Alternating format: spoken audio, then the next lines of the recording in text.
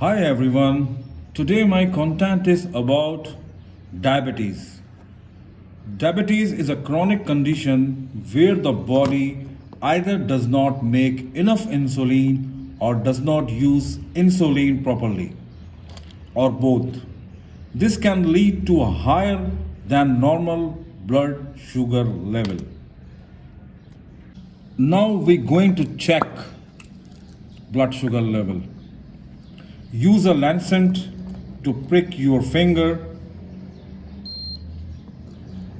squeezing from the base of the finger. Gently place a small amount of blood on the test strip.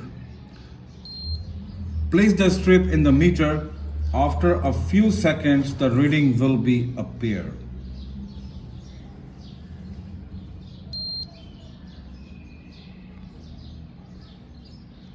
This is the way to check blood sugar level.